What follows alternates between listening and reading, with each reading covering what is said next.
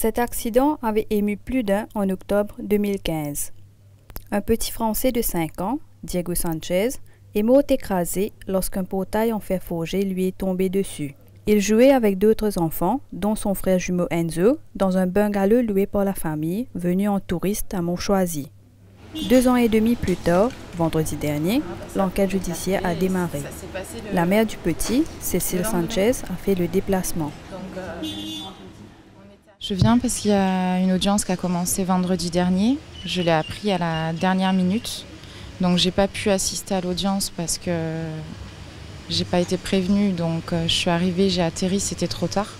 Et vendredi 13, demain, je serai entendue par la magistrate. Et quelle a été votre réaction justement en apprenant qu'il y a eu l'audience mais que vous n'étiez pas au courant?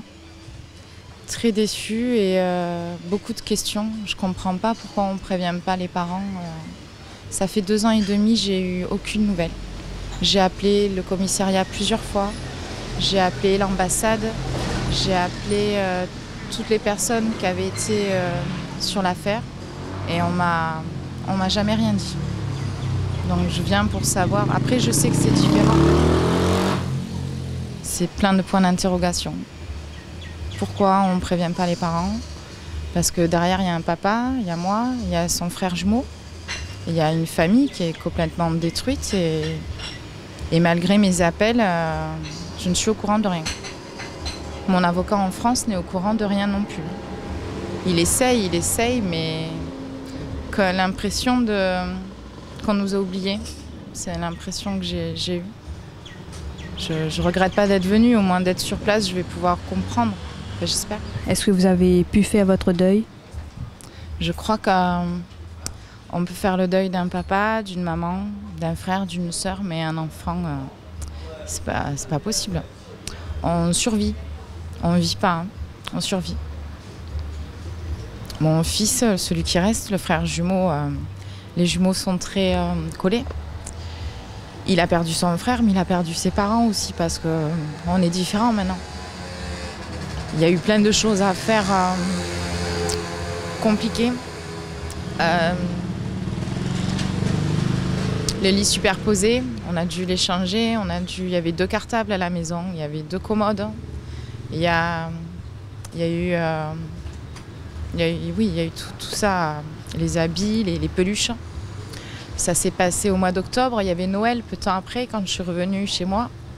Il avait dans une petite boîte fait sa liste pour le Papa Noël. Tout ça, on ne peut pas faire le deuil. Pas un enfant. Je pense pas que ce soit possible. On survit avec parce qu'il en reste un. Et il n'y aurait pas son frère jumeau, je serais plus là. On tient juste parce qu'il est là. Alors du coup, on voit les médecins, on a dû contacter beaucoup de médecins pour la santé, pour le sommeil, pour le petit aussi, pour qu'il comprenne. Même s'il ne comprend pas, chaque jour c'est un jour de gagné, on se dit. Voilà. Et ça a dû être difficile également pour votre époux? Ah oui. Alors lui, il n'était pas là. Lui, il a vécu ça d'une chose différente.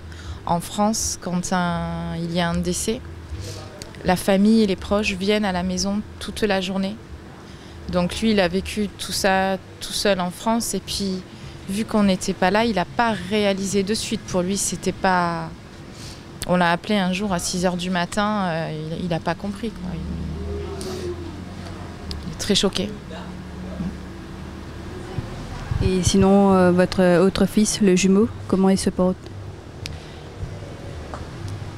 Alors, il y a le jumeau qui reste un enfant de 7 ans, donc il va jouer avec ses copains. Mais à côté, il a peur de tout. Il a peur de toutes les structures métalliques. Le portail, en fait, il a peur de... À chaque fois qu'on rentre dans un endroit, je fais pareil, hein, on regarde toujours si ça ne peut pas nous tomber sur la tête. Il a peur pour moi, il est très anxieux. Alors on essaye de toujours le rassurer. Là, il ne sait pas, par exemple, que je suis ici, parce que si par erreur je lui dis « maman, viens là », pour lui, il va avoir peur qu'à mon tour, il arrive la même chose. Ça, il est trop petit encore, je pense, pour comprendre que c'était juste un accident, quoi. Ça, oui. Et qu'est-ce que vous lui avez dit justement avant de venir à Maurice? Il ne sait pas que je suis là. Il est chez son papa. Pour lui, maman, elle a beaucoup de travail en ce moment. Voilà. On n'est pas rentré dans les détails. Il croit que je suis au travail en France, que j'ai des réunions. Voilà. Pour pas qu'il s'inquiète, parce que sinon il se nourrirait plus, il dormirait pas. Donc on essaye de le protéger vraiment au maximum. Ça, c'est des choses qu'on lui dira quand il sera plus grand, quand il nous posera des questions.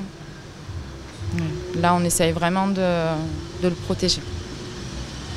Même au moment des faits, il était plus petit encore, mais n'empêche, il se souvient de ce qui s'est passé. Comment lui, il a vécu tout ça?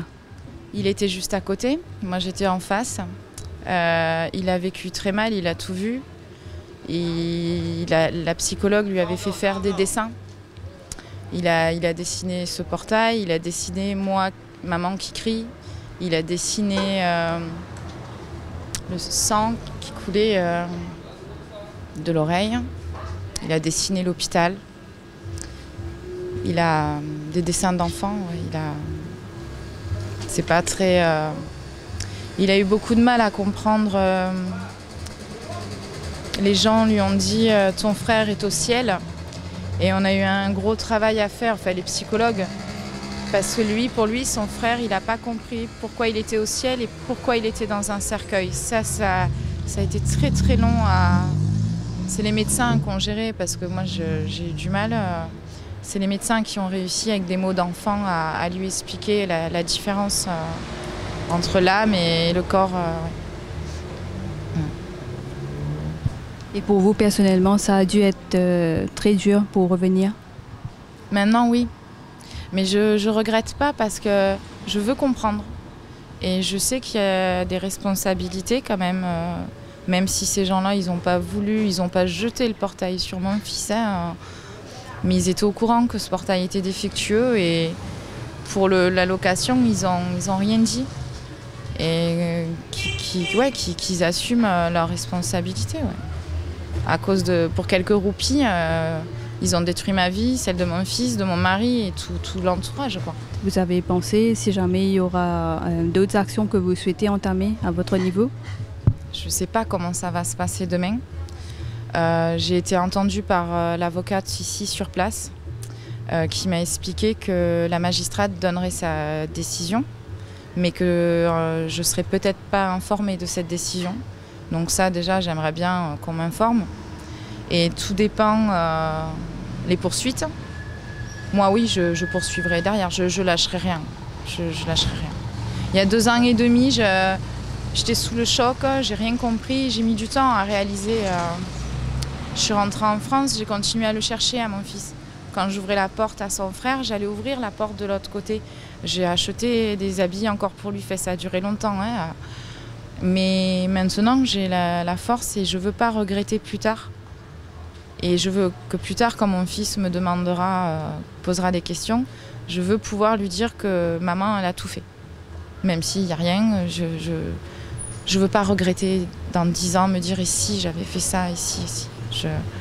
Je viendrai à chaque fois que, même si je ne suis pas au courant, je ferai comme là, je partirai en courant, mais je viendrai toujours pour ça, ouais. Je ne vais pas lâcher. Je pense que j'en ai besoin pour avancer. Et votre époux, lui, comment il vit tout ça? Je veux dire, vous êtes en train de vous occuper de tous ces démarches. Lui, c'est plutôt le petit qui... Pour le moment, quand moi je suis ici, c'est lui qui s'occupe du petit. Lui, il ne veut pas venir ici. Pour lui, c'est l'île de la mort. Et vaut mieux pas qu'il vienne là, parce que énervé et la colère qu'il a en lui, il aurait fait des choses pas très... Il vaut mieux qu'il reste avec le petit au calme, il s'en occupe et on force le sourire devant le petit. Et justement, j'ai la chance d'avoir un gros soutien. travail.